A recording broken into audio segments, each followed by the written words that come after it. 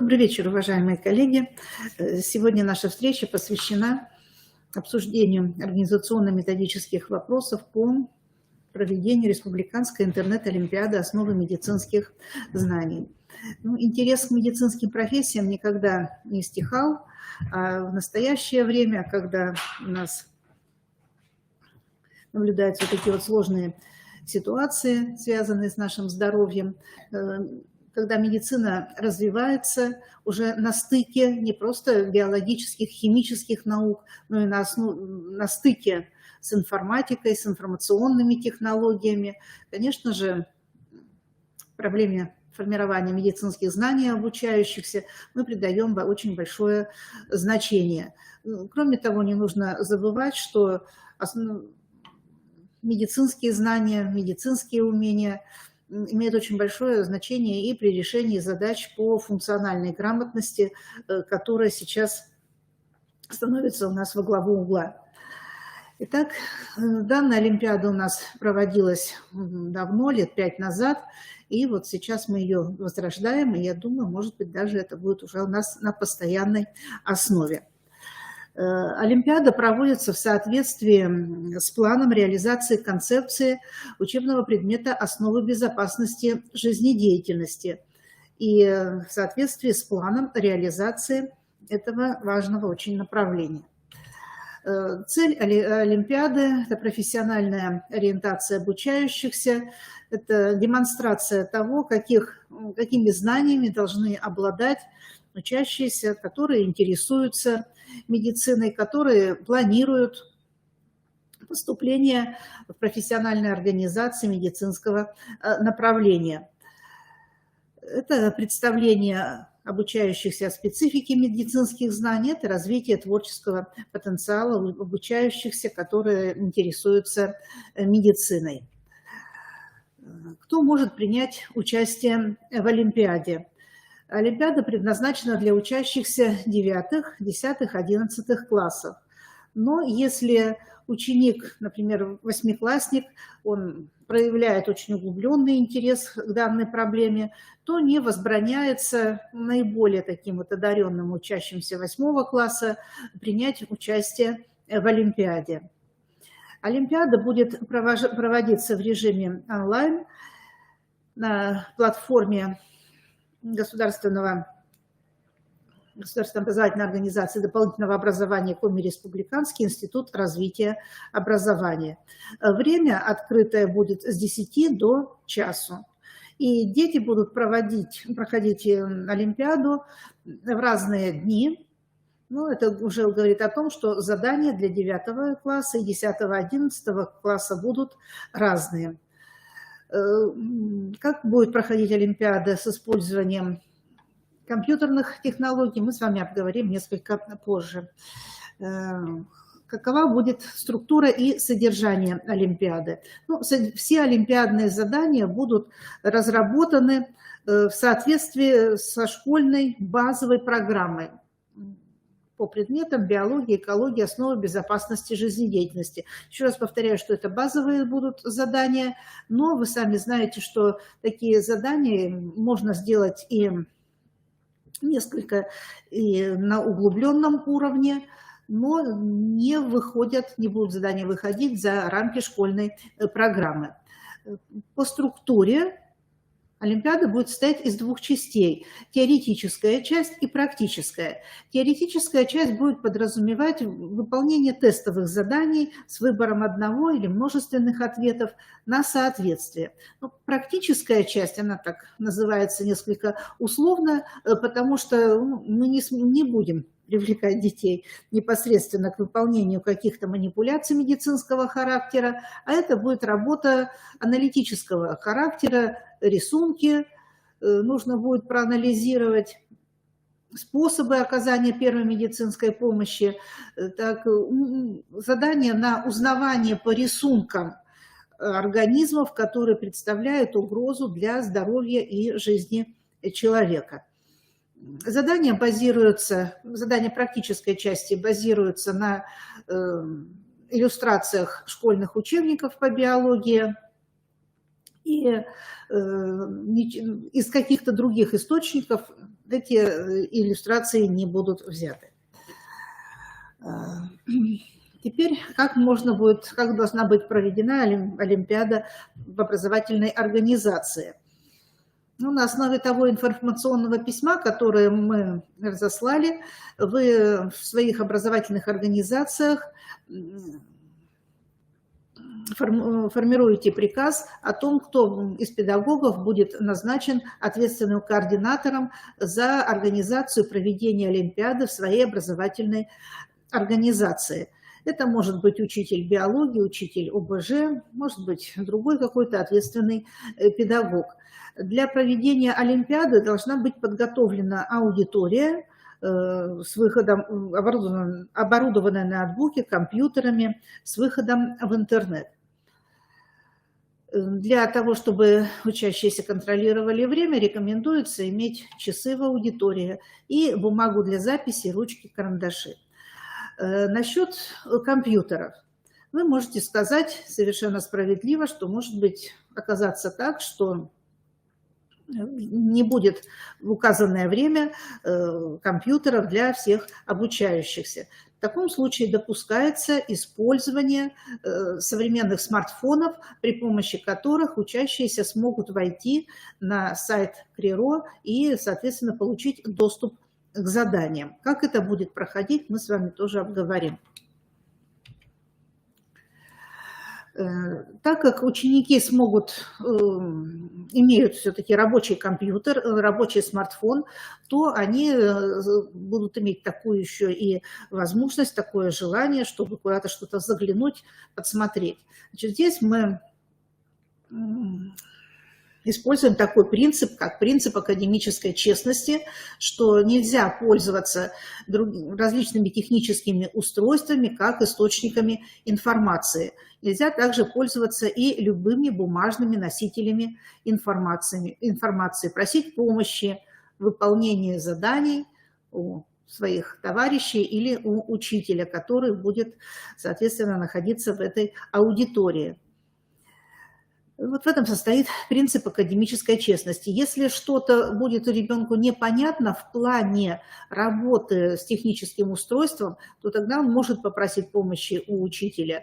А если уже речь пойдет о том, а что тут написано, а как это понимать, то тут уже, как говорится, все идет уже на откуп самого участника-олимпийца.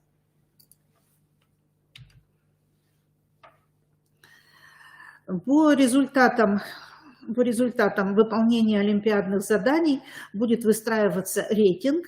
И вот давайте сейчас обсудим, как мы будем определять победителя. Конечно же, победитель – это тот ученик, который набрал наибольшее количество баллов, но не ниже 70% от общего количества баллов. И если такое количество, одинаковое количество баллов набрали несколько человек, то они будут признаны победителями. 5 победителей, так 5, 10, так 10, все они будут победителями. Далее идут призеры второй степени, те, кто набрал меньше, уже меньше, чем максимальное количество от победителя. Так, и далее призеры третьей степени, которые набрали меньшее количество баллов, но не меньше 50% от общего количества баллов. То есть вот это будут у нас победители и призеры.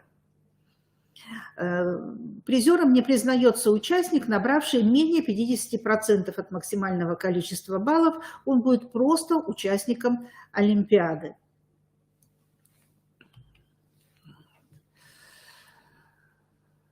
Победители и призеры будут награждены дипломами Коми Республиканского института развития образования. А учащиеся, кто набрал не меньше 50% баллов, им будет вручаться электронный сертификат. Педагоги тоже будут отмечены сертификатами учителя, подготовившего участника Олимпиады. Обращаю сертификат будет вручен только тем преподавателям, которые подготовили победителей и призеров. Только этим педагогам будет вручен сертификат. Обратите, пожалуйста, внимание, что подведение итогов состоится после Нового года.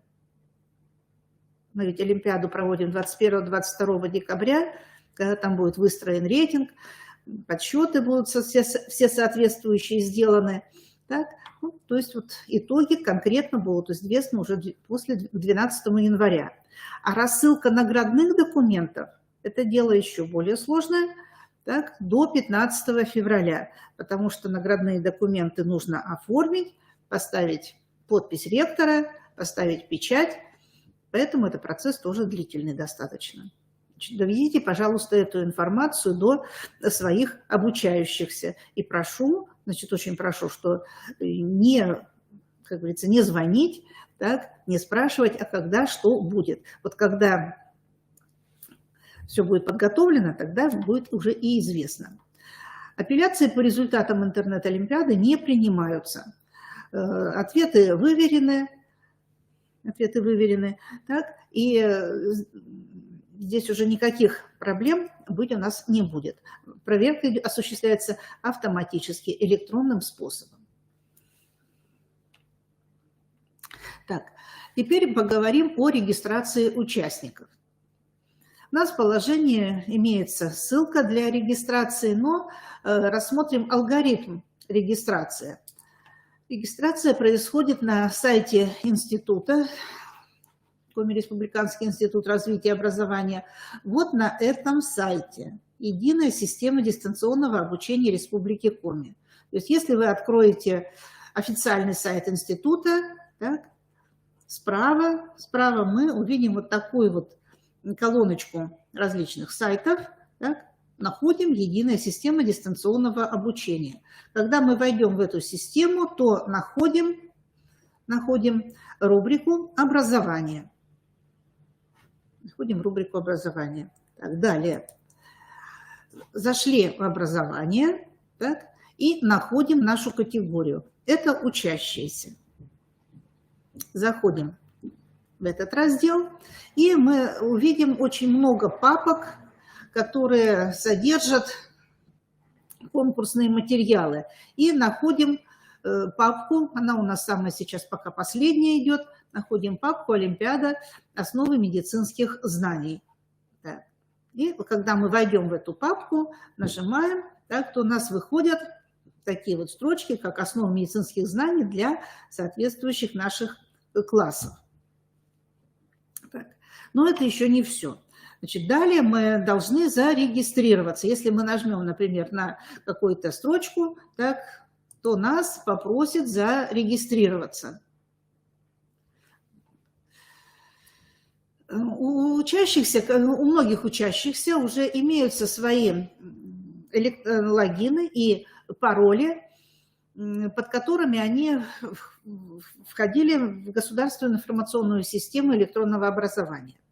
Но если такого пароля еще у кого-то нет, то, соответственно, мы сейчас с вами рассмотрим алгоритм, который тоже у нас будет здесь представлен. То есть если у ученика нет еще логина и пароля, то тогда, опять же, мы заходим на сайт, так, и единая система образования Республики Коми, и вот в правом верхнем углу мы найдем вот такое вот окошечко «Вход». И нажав на это окошечко, на эту клавишу, так, мы начнем процедуру по созданию учетной записи. Создать учетную запись. Ну и когда открываем эту учетную запись, то здесь нужно от ученика, потребуется вот логин и пароль, так, придумать самостоятельно, так, допускается на русском языке, записать логин и пароль для того, чтобы в дальнейшем можно было уже его использовать. Ну и далее заполняется информация о себе. Так. Если есть у учеников своя личная электронная почта, то, конечно же, желательно указать ее, потому что наградные документы, сертификаты будут приходить именно на этот адрес. Так? Или же это может быть адрес родителей, или может быть адрес учителя биологии. Ну и далее уже идет фамилия, имя, населенный пункт, страна. Тут все далее уже очень просто. Сфера занятости – это обучающиеся. Так, муниципальное образование. Здесь тоже будет выпадающий список. Ребенок выберет. И место учебы. Запишет название своей образовательной организации. Вот так. То есть прежде чем ребенок начнет выполнять олимпиадные задания, нужно будет потренироваться и в том, чтобы вот эта учетная запись уже была создана и сразу же затем зайти под своим логином и паролем и начать выполнять работу. Работа будет выполняться строго с 10 до 13 часов. После этого доступ будет закрыт. Можно будет возвращаться к выполнению заданий, проверять их. Для этого вот как раз и понадобится бумага с ручкой, карандашом, может быть, эластиком, так, для того, чтобы ученик мог проконтролировать выполнение олимпиадного задания. Ну, кроме вот бумажных и канцелярских принадлежностей ничего на столе не должно быть. Если возникнут какие-то вопросы, то вы можете звонить по телефону, который указан на слайде, и писать мне на электронную почту. Вот такое маленькое объявление по поводу того, как будет проходить наша Олимпиада. Какие у вас вопросы есть?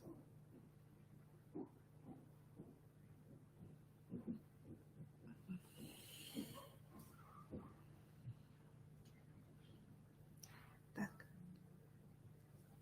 Все с вопросами, да? Вопросов у нас нет.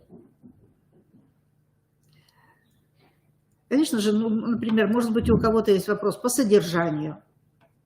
По содержанию мы можем, конечно, нужно будет повторить, например, какие организмы являются возбудителями, переносчиками заболеваний, какие организмы вызывают опасность для жизни и здоровья человека.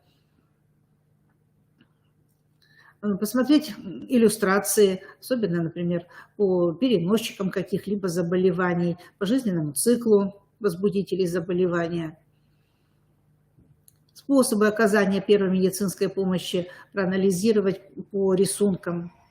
Ну, я думаю, что после нашей с вами встречи вы проведете соответствующую работу в своих образовательных организациях. Так? Обязательно, чтобы был приказ о том, что кто из вас назначен координатором по организации и проведению Олимпиады в школе. Так? И такой приказ будет полезным и для формирования своего портфолио. Также. Так, ну, я вижу, вопросов нет. Так? И в таком случае, если какие вопросы у вас будут возникать, вы можете мне звонить и писать. Ну что же, всего вам доброго. Желаю вам крепкого здоровья. До свидания.